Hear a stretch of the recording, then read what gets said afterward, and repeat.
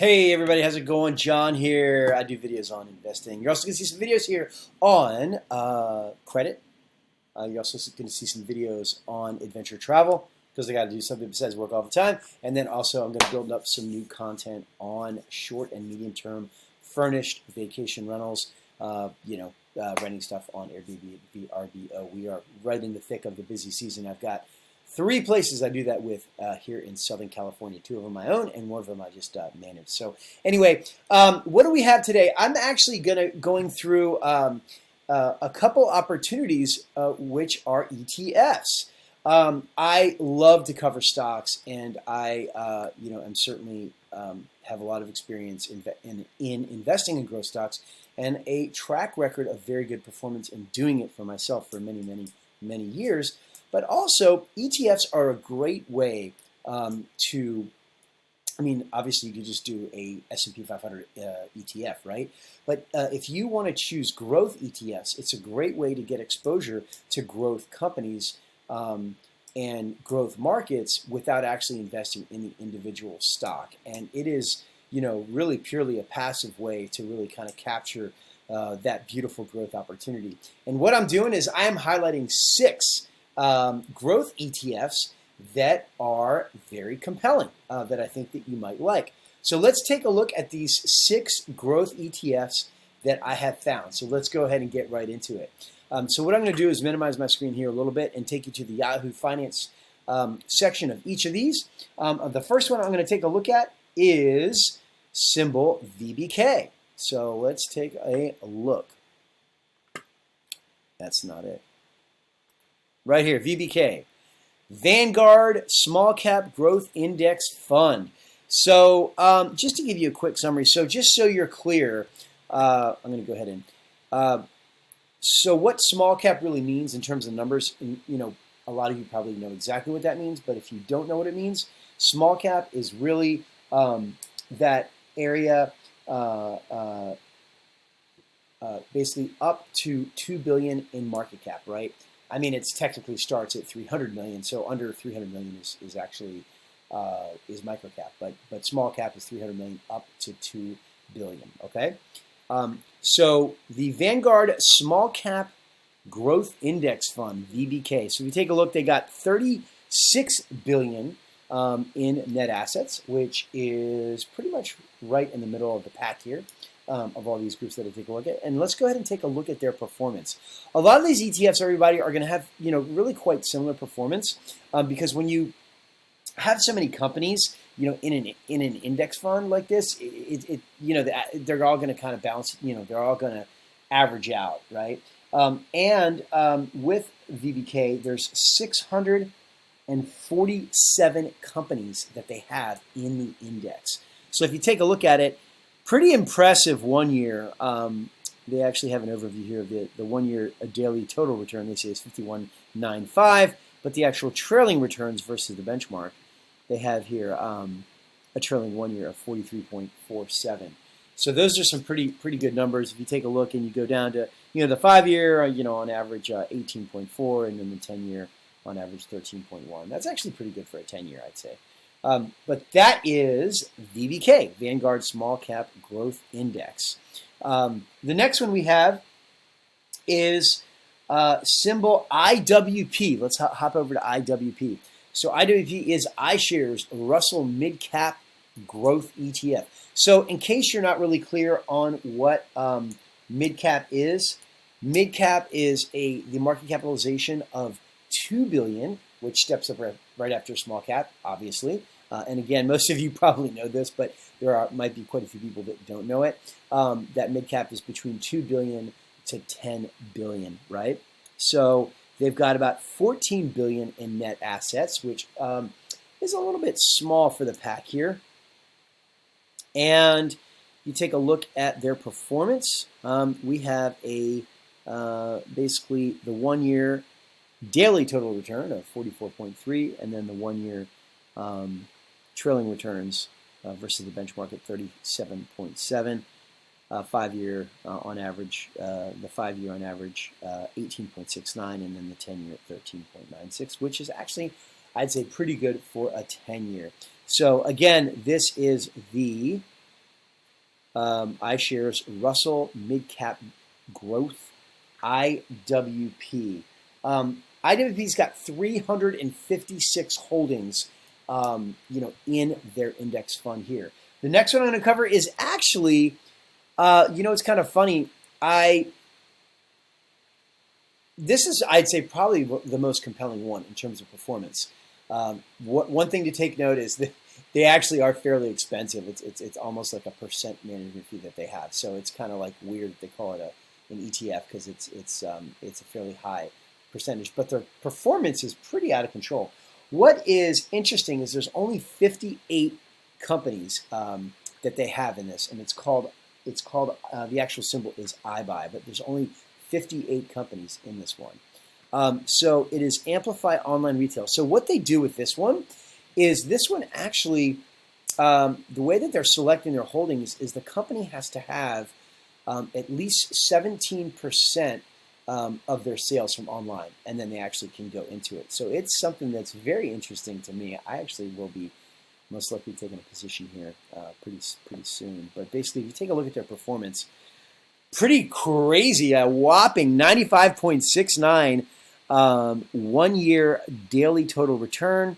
You take a look at their trailing returns versus the benchmarks, trailing 1 year at 87.97, the 3-year 36.64, the 5-year 37.12 on average. You average up to each 1 year.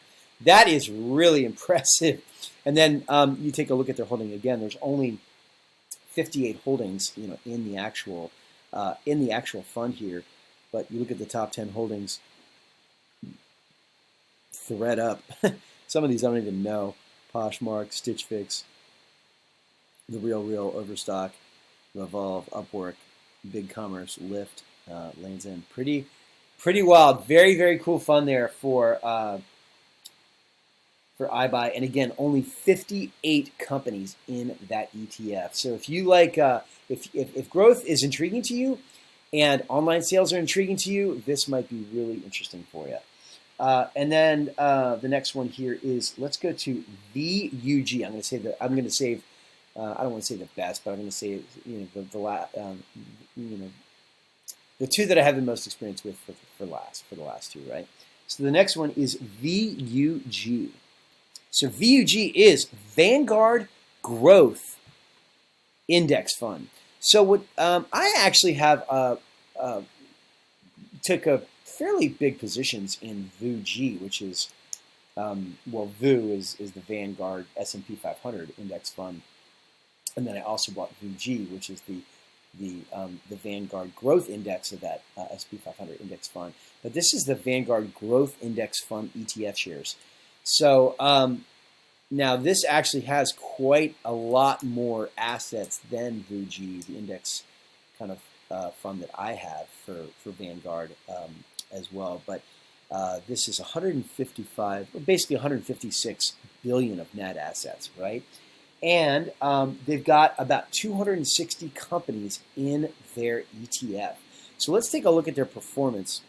So you're going to see, again, it's pretty similar to some of these other ETFs. So we got a performance overview, a 1-year daily total return of 44.44%, 3-year daily return of 22.94.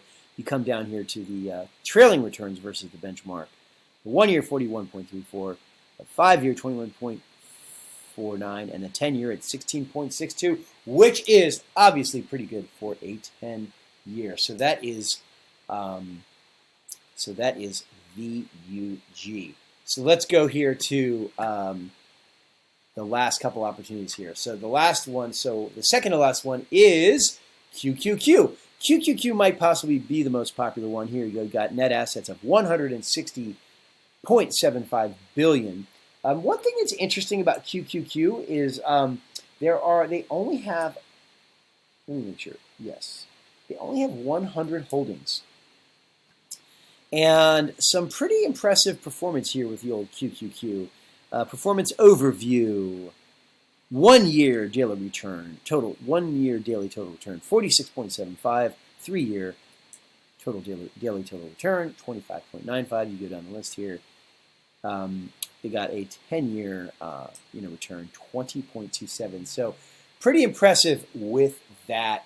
And again, QQQ is kind of, I would say, probably the most popular on this list in terms of most of the people hearing about it. Obviously, a lot of net assets at 160.75 billion, in this ETF by Invesco QQQ.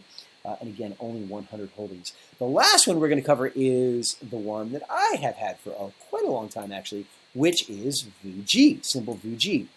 Vanguard S&P 500 Growth Index is what I have done. And I actually started with Vanguard, this VOOG, since June of 2017, so 4 years now. And what's interesting with my returns is they have pretty much spanked the pants off of VOO.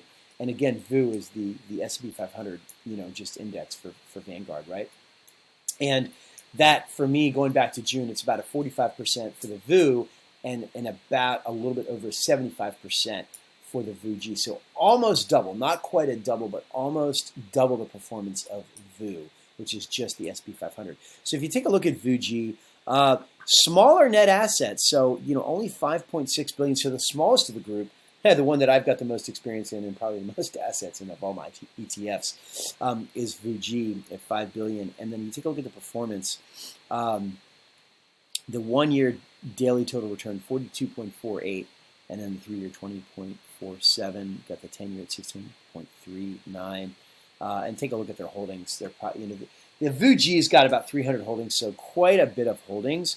But the top 10 holdings, Apple, Microsoft, Amazon, Facebook, Alphabet Class C, Tesla, PayPal. I mean, so you could have guessed it. There's some pretty likely top holdings they have there at VOOG. So that's symbol VOOG. So there you go. So those are the I don't want to say the top, but those are some of the top ETF ideas for growth. Growth ETFs for you. So hopefully you guys like that. If you actually found value in that, go ahead and you can give me a like on that one. You can, it's 100% free to hit the like button, 100% free to subscribe, and 100% free to leave a comment down below. If you want me to go scope out more growth ETFs, I can do that. One I didn't cover is, the Spider Growth, which is symbol SPY, SPY-G, SPY. I didn't cover that. Very similar to Vanguard. I don't have a position in it just yet, but I am watching it.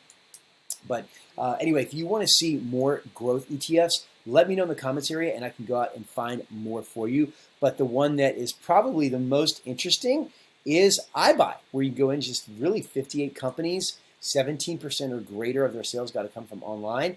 And if you like online sales and you like growth, that might be a really interesting one for you.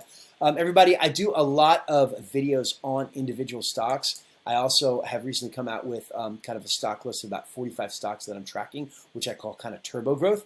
I really like to try to go in and find opportunities where the company has recently or is about to hit 1 billion in sales. I try to get the lowest market cap I can. I really don't do too many small caps. Well, I shouldn't say small caps. I don't do really anything much below 2 billion, so I'm pretty much in that, I wouldn't say I'm ever in the micro cap, category. But basically, oh yeah, so no, not too much below 2 billion. But anyway, I do try to find them in between that 2 billion and 20 billion figure. So a lot of these growth companies also will be above 10 billion. But I try to find really high gross profit margins. I also try to take a look at what their gross profits are annually and divide that into their market capitalization so that we can actually have kind of a peer group with all the companies that I track. But I do have a turbo growth list of about 45 stocks that I'm tracking right now, and then with that, I'm going to have a hot list. Don't really know exactly how many it's going to be, but probably in between, obviously between 1 and 10, somewhere around 7 to 10, kind of on the hot list for turbo growth. And these stocks could do about, let's say 1 to 10x in, let's say 1 to 7 years. Basically, if you take a look at it, I mean, these ETFs are a great way to really kind of get going and not have to worry too much about it. But if you get excited and some of your beliefs and your philosophies that you're applying and you're starting to invest, start working, you can then start going after the individual stocks. Like, for example, my best returns are probably with Roku going back to, let's say, March of 2020. and taking some positions, well, some additional positions in Roku.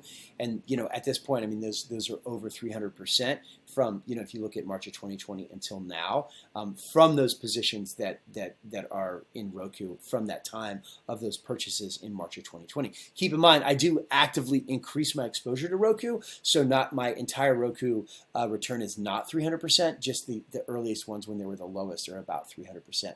But you can achieve those high returns with some of the stock growth investing when you do have some high conviction names. I'm also going to put some links below, everybody. I came with a blueprint where I cover credit, I cover investing, I also cover generating income online.